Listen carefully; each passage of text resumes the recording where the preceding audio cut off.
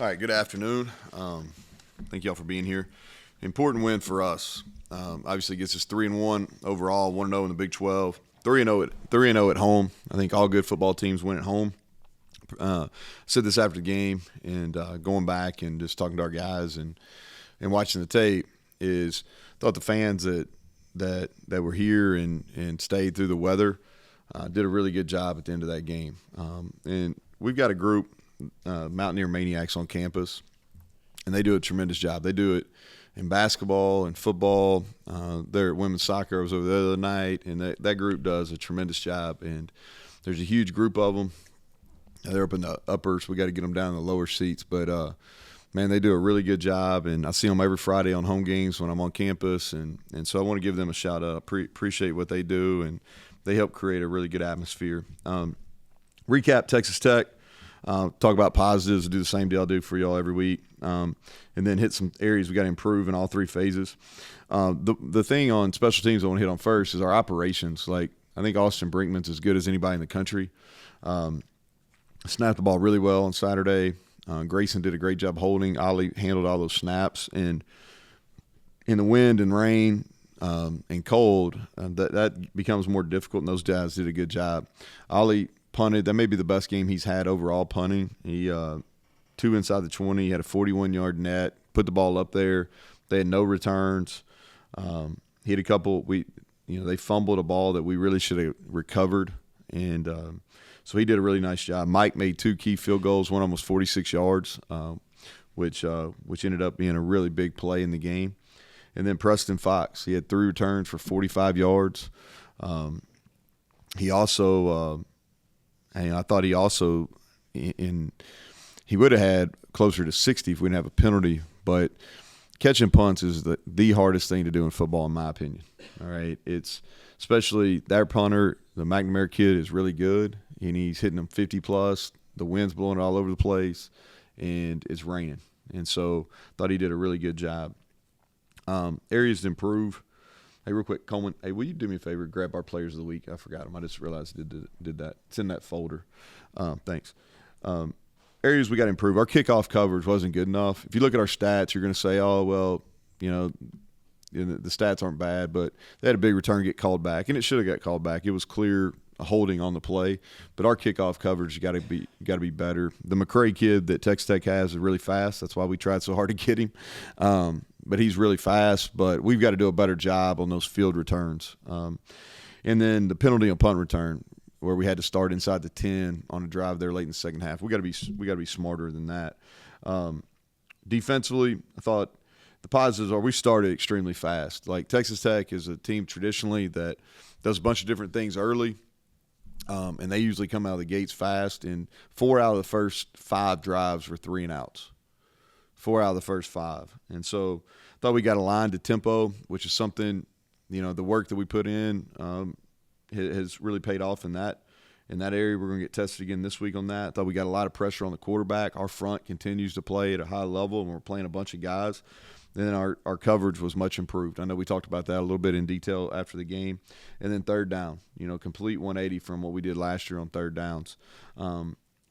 Where we got to improve. I thought we got tired at the end. If you look at the last drives, I think it was 12, 13, and 15 plays.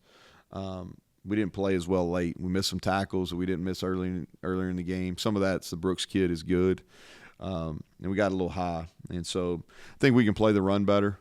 I think that's we played a light box, so some of it was what we were doing schematically. But I think we can, as the year progresses, we need to play the run better. Offensively, I thought the O-line and tight ends played really well.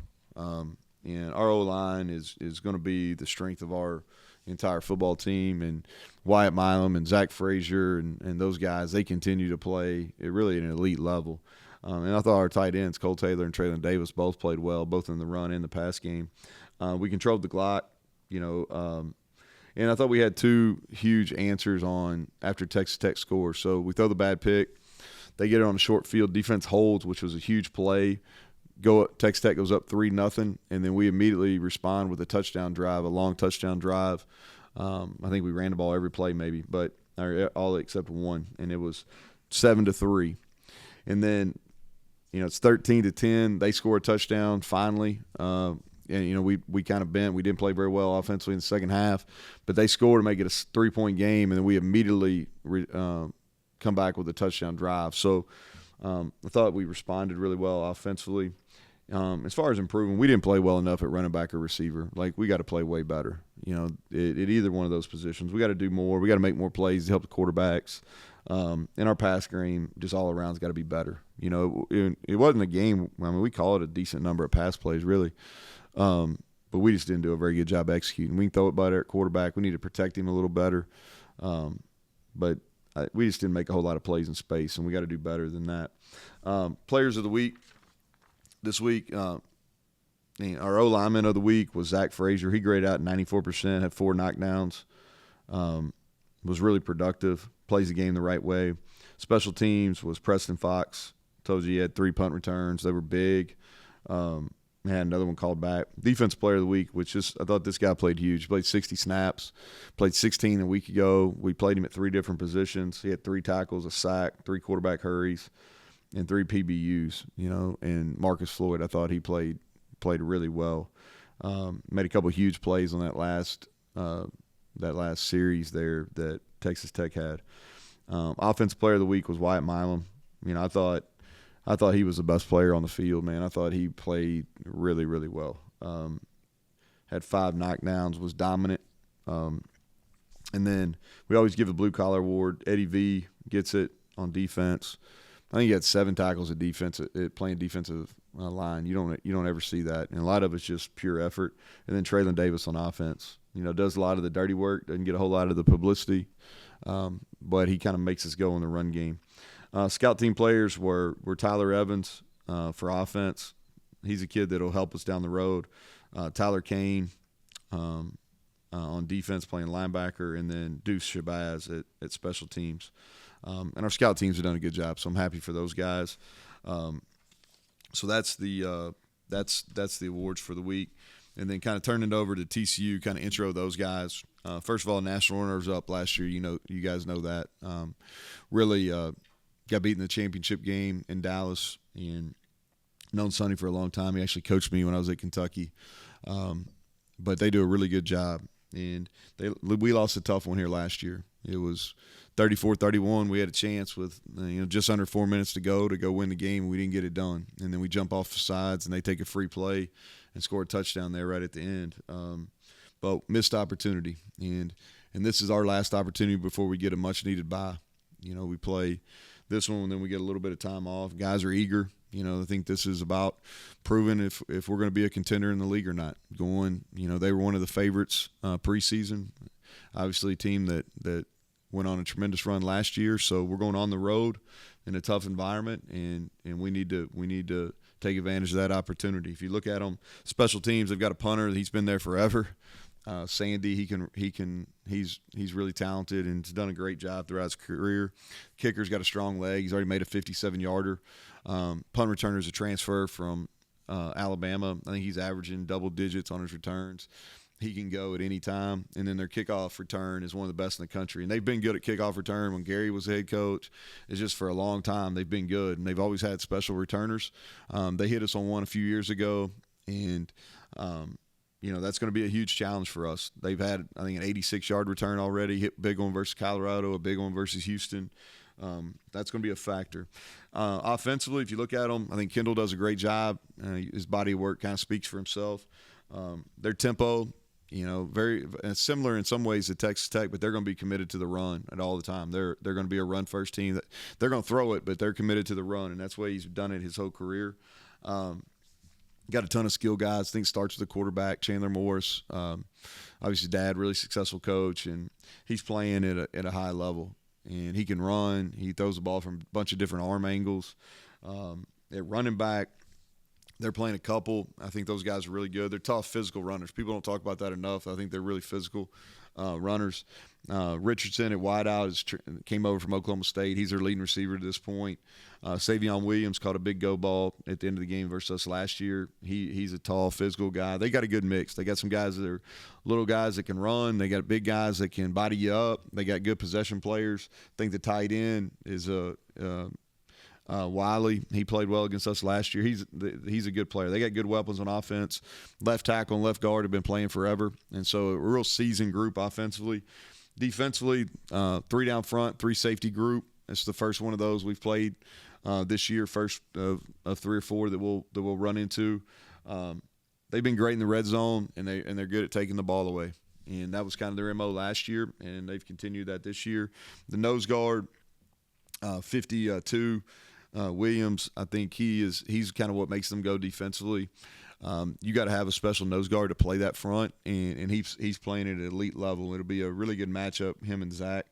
The Hodge, the inside linebacker's back. He makes a ton of tackles. They got Hodge and Hodges, and 57 Hodges was I think newcomer of the year last year defensively, coming over from Navy. Really good player. Josh Newton, a corner that we tried like heck to get here, and he was one of the breakout performers last year, transferring from ULM, and he's on a bunch of NFL draft boards, and so they got a lot of guys back in the secondary, and they got a lot of picks last year. So really good challenge. Looking forward to getting preparation started and seeing kind of where we're at. So with that, questions. Well, first obvious question is injuries, Garrett, and then there are others, obviously. Yeah, so we're going to see Garrett he was available on Saturday, but he did not warm up very well, and he would have emergency been ready, but we'd have had to help him out. And so I really don't want to play him until he's fully healthy.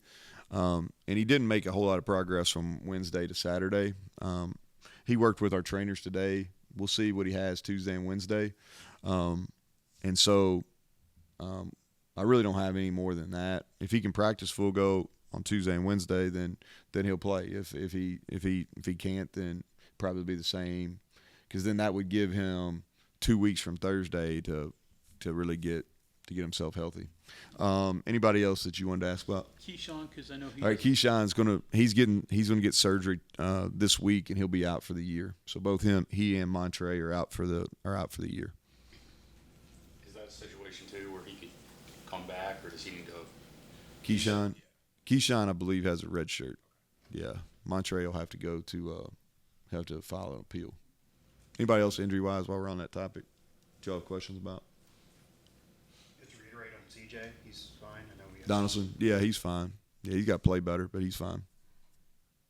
So Tomas got banged up. See, okay? Yeah, he came back. Yeah, he got an ankle, got rolled up. He came back and finished. And Jaquay came in and did a nice job as well, but he got rolled up. But he'll be fine. I think he'll be able to practice tomorrow and be good. So Garrett's dependent. So what'd you think of Nico? What's he got to do better? Yeah, well, I thought he made considerable jump from the first game. When he played against Pitt. And really, if you think about it, he's played quite a bit the last 3 weeks. So he played second half versus Duquesne, played all but 5 snaps versus Pitt, and then the whole game on Saturday. And I think he's made steady improvement, and that's to be expected. I thought that, he threw some nice balls. There was only a couple, the first pick was not a very good decision. But I thought he threw the ball pretty well. We got to get better on the deep balls. The one he threw to EJ late was a great throw. We threw a couple go balls where he didn't really give the guys a chance, so we got to do better at that. Overall, decision-making was improved. Not exactly what we would like, but improved. He just didn't get a whole lot of help. Our offensive skill guys got to help him out. And, whether it's making plays, making people miss, we just got to do a better job around him. But I'm pleased with his improvement. Can he play better? Yes. Will he be better? I believe so. But I wasn't displeased with how he played on Saturday. He gave us a chance. What did you think about Sean Boyle getting backup reps? Yeah, Sean, he and Scotty Keene are kind of split backup reps, or being the third. Garrett would have been the backup on Saturday because we felt like he could protect himself, so he was going to be the backup in emergency duty. But Boyle, excuse me, we want to redshirt him. He's got some improvement he needs to make. We don't want to play him too early, but he got better last week, and he's getting better. They basically do team reps Monday and Tuesday, and then 7-on-7 on Thursday, and he's getting better. Right now, he and Scotty Keene are competing for that third spot. And he was stunned, and I'll ask you. I said, "Are you aware that you won 5 of your last 7 games?" And he gave me this blank look. I mean, is that just the way you're preparing them to just be focused on what they're doing? But I mean, you've put together a little bit of a run here, a little bit over last year. Yeah, I think other than that first half defensively versus Kansas State, we put together some pretty good string of football.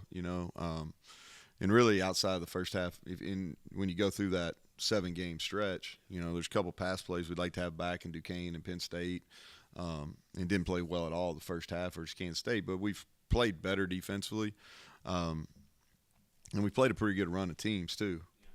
So yeah, I'm aware of it. I mean, I'm not shocked we're 3-1. You know what I mean? Like I thought we had a chance. Nobody else wanted to listen, but I thought we had a chance. So how do you get your receivers better? Well, they just got to make plays, man. We're going to shorten the rotation up. I think we're playing too many guys. Devin didn't play well, but I don't think he'd mind me saying this. Like, he didn't play as good as we expect him to play or we need him to play. He's our number one guy, and he earned that opportunity. But his grandmother passed away late in the week last week, and I think that bothered him. And I think sometimes, not on purpose, but I think sometimes just in college sports we lose the fact that, that things like that. We're dealing with a lot. Some of these kids are dealing with a lot off the field, and that naturally is going to turn into some on-field performance. And I do. I'm not giving him an excuse. I'm not giving him an out. It doesn't affect how we're coaching him, but I think that really affected him in his play, and I probably underestimated that going into the game. But we need to shore it up. I think that E.J. Horton's going to play more. I'd love for him to – he had a chance to make a play on that, but he's going to play more. And so he and Hudson and Traylon Ray and Traylon played a decent bit on Saturday, but we're going to get those guys more up and ready. Is that a guy you'd like to get Yeah, no doubt. But he's got to practice better. That's the thing with these the young guys, man, is they got to earn the opportunity in practice. Not just for me or their position coach, but for their teammates. And we need him to play because he has the ability to make plays in space, but he's got to earn that right in practice. He didn't have a great week of practice last week. He's going to get opportunities because we want to play him. He will make us better. The first flight of the year, I remember last year you talked a little about trying to change up the travel schedule. Just how are you approaching this one? Yeah, I thought we had that run, I don't know, somewhere around year 2, year 3 where we really struggled on the road. We've handled those games better now. But yeah, I think we're in a pretty good routine. The biggest thing is a lot of these guys haven't flown. So some of your high school, guys that are coming in from high school have never flown. And so that's an adjustment. So we try to deal with that early in the week. Patrick Johnston, who's our ops, I tell him, hey, go find out who hadn't flown. Let's talk them through it and see if do they need Dramamine? Do we need to do some?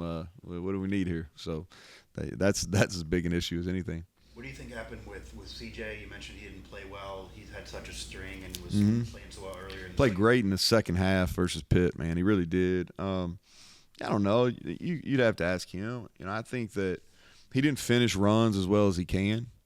And he's got some nagging things, but nothing that's going to keep him out. It's hard to play running back. There's a lot of shots, like I laugh and tell him, I'm like, the quarterback's handing it off and you're running it. So it's 9 on 11 every time, so there's going to be a free hitter and we'll design it the best we can, but there's going to be a free hitter at some point. But I think he's got to finish his runs better.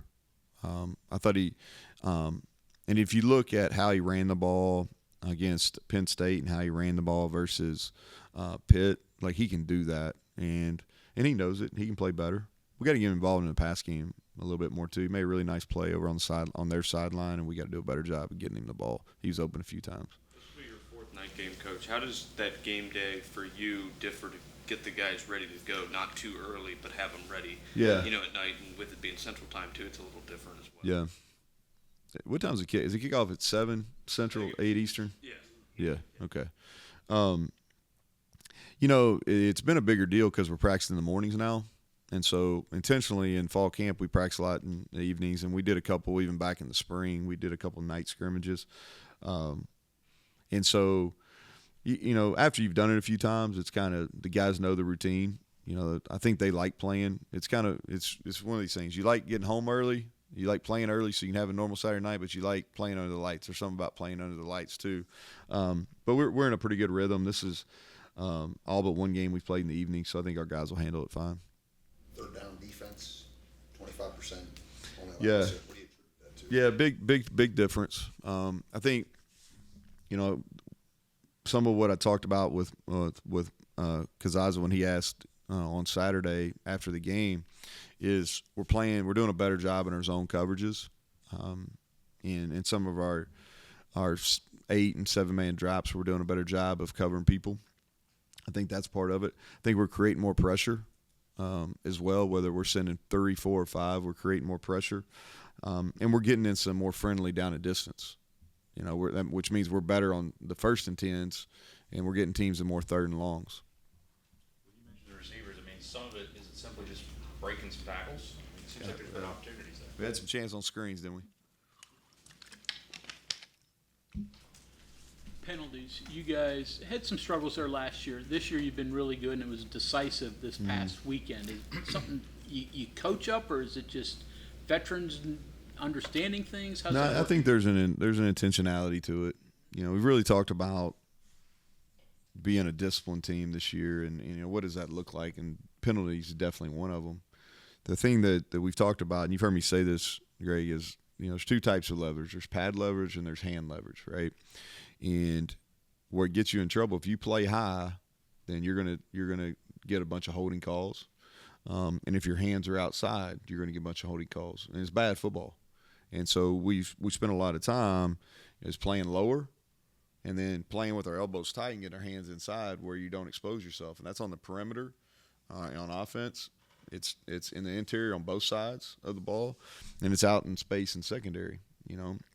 And I think we're doing a better job with our eyes in the secondary and playing with our eyes and not necessarily playing the receiver. But yeah, there's an intentionality. And here's the other thing too: is we've invested dollars in it because we've paid to have real referees every day in spring and every day in fall camp. So we've because they don't just show up on their goodwill. Like you got to pay them, and so we've invested in that piece of it too. And I tell them to throw everything you see. And that's really what we've done since spring because we had to get better at it. That was the point where it was hurting us. And we've had some ill-timed penalties and some ones that are frustrating to me. Like I can deal with an aggressive penalty, but in a penalty like we had a late hit on punt return the other day. That's bad ball. CJ taking his helmet off, he's better than that. We had a late hit on kickoff return. We're better than that. But we're not getting the false starts and some of the procedure stuff that we had in the past. Now, knock on wood, you go down TCU, they got all their students right behind you. They make it difficult on you. So we need to make sure we continue that run. Most physical team you've had in your time here, and it looked like This those one? last 2 games Yeah. were really physical games. They were. Yeah, that's fair. Yeah, this is the most physical. I think this is the best totality O-line and D-line we've had. I think if you can be really good in the trenches and those guys set the tone, and if you look at, from a leadership standpoint, like we've had 5 captains that we rotated, and Doug and Zach are on the O-line, and they kind of set the standard for the entire offense, and then Sean Martin and Lee Koba are in the front 6, and they kind of set the standard defensively. So I think that helps too. How are those guys coming along, those backups at cornerback? Obviously, Yeah, Jacoby played, and he's another one that's he's dealing with a real tragedy off the field too. And Jacoby played. He played 2 series, and we went 3 and out both series he played, and he continues to progress. Did a good job on special teams as well. And then at safety, we rotated those 3 guys. Marcus played some deep safety. He played some nickel too, and Hershey and Lance. Thought Lance Dixon played probably his best game that he's played in his career here on defense. And so, we'll continue. Like we're continuing to work Aiden Nelson and Josiah Jackson. At some point they're going to be needed at safety. Jordan Jackson keeps getting a lot of work at corner. Lamp's going to play. Lamp has turned into a high-level special teams player. He made a couple plays at gunner and on the kickoff team as well. I got to ask you, I didn't watch the SMU game, but I noticed they really got after the quarterback. 3 sacks, 4 hurries, 2 INTs. Is that a concern what they do? Yeah, I think they're 4th in the country in sacks, and that's not necessarily the what happens in the front that they play, but they've done a really good job, and they're getting interior pressure. They get the fourth rusher, both Hodge and Hodges, and number 4, who are their linebackers. They all add them as the fourth or the fifth rusher, and those are guys who are good, and they're winning a bunch of one-on-ones. But yeah, for sure, it's definitely, anytime you look and when you kind of turn the page to your next opponent, you look at the stats and you're gonna like, oh, okay, fourth in the country in sacks. I mean, that's gonna grab your attention. Any similarities to what Narduzzi does with pressure? Anything? No, not different because they're both, what Pitt does is unique to them, and it's worked for them for a really long time. But they're a 4-down front. This is a 3-down. There's they do different. It's kind of what Iowa State started, and people put their own spin on it. And they put their own spin on it, and they're getting pressure. They're doing a nice job. They're probably mixing up their coverages more than a lot of teams that play the 3 safety look. What's the next step for this team as far as gaining attention, respect, shall we say, compared to the way they feel about it? Yeah, you gotta go win. You gotta go win. And I think the whole goal is you get in November with a chance to win your league. I think, and so that's kind of the way we talk about it. And I'm not sitting there in front of the team in a team meeting saying that, but I think that's from a staff standpoint, that's the goal. You want to get in November where you're competing to go to Dallas. And so to do that, you got to defend your home turf, which we've done so far. And then you got to go beat quality teams on the road. And this is the first opportunity we've had in league play. We didn't get it done versus Penn State, and Penn State continues to prove that they're probably one of the top 5 teams in the country, and they got a real chance to make the playoff. But this is our next opportunity, and this is a team that we played well against last year, but not good enough to win. And so we need to play a little bit better to give ourselves a chance. And like I said earlier, too, Bob, I think this is we got to prove that we're a contender. We're 1-0, but I'm not sure that we've grabbed national attention or anything yet. We got to continue to win games. Is there a direct plan with Garrett in terms of this week? I want to see Mike if he's healthy. Like, that's the first thing. And I'm not avoiding the question. I'm really not. Y'all want to know is if he's healthy, who's going to start quarterback. Get that, but it doesn't matter until he's healthy, and he won't start unless he can play what his strengths are, which means he can run. So I didn't have him do much today. I'll know more Tuesday and Wednesday, and as we get later in the week. What do you remember about Sonny as your coach? So Sonny, first of all, we had a really good offensive staff there. You think about it. The late Guy Morse was the O-line coach, and he went on to be the head coach at Kentucky and at Baylor. Tony Franklin, was a great offensive coordinator, kind of my mentor in the profession. He was the running back coach. Chris Hatcher, who's the head coach at Sanford, won a national championship at Valdosta State. He's been a head coach for a really long time. He was the quarterback GA. Sonny was working with inside receivers GA. Mike Leach was receiver coach, obviously. Coach Leach went on and did tremendous things. And so just a really good offensive staff. And Sonny was, his dad was the head coach at Texas Tech. And I thought he was extremely humble. You had never known that. You would have never known that his dad was a Power 5 coach and really humble. He played baseball. He was fun. We had a JV team that he was the head coach on, and so we had some good times on that when I was a true freshman. So, and we've always stayed in touch, and I was really happy for him. I think that he did a great job at Louisiana Tech. He left Texas Tech and went to Arizona and went off on his own and did a great job for Mike Stoops. And then got the head job at Louisiana Tech and did a great job there, and took a really hard job at Cal, and probably wasn't given enough time, and then went to SMU and turned that around, or really built on what Chad did and took it to another level. And then for him to get another Power 5 opportunity and go to the national championship, like, there was nobody more fired up for him and how that turned out than me. And so, yeah, I probably went on a little bit on that, but that was – Mike, you had a question. I'm sorry. Your red zone stuff on offense this year, I think the empty possessions are pretty easy to explain. It's kind of weird stuff, but I think before Saturday they were all touchdowns. and it's pretty clear you guys are going to run the ball, and you can't pass a whole lot down there because of Yeah. space. But you've been pretty effective on that. I'm imagining that's a lot of off-season stuff and preparation. But I don't know, what have you figured out and putting into motion to be successful there? Yeah, so I think a couple things. The first one is we've kind of had a 4-down mentality down there a lot, and so when you go into that with the anticipation, you got 4 downs, you can treat first and second down a little bit different, and so that's kind of the way we're attacking it. And then we've held things and we're doing some different things formationally, and some shifts in motions than we've done out in the open field, and we're just carrying and using down in that area. And we're better. We're just better, but those are from a coaching and kind of strategy standpoint. Those are the two things. You talked about CJ. What about the other backs? Anything to get them going as well? They're getting touches in games. Obviously. Yeah, we got to do a better job when we get on one-on-ones.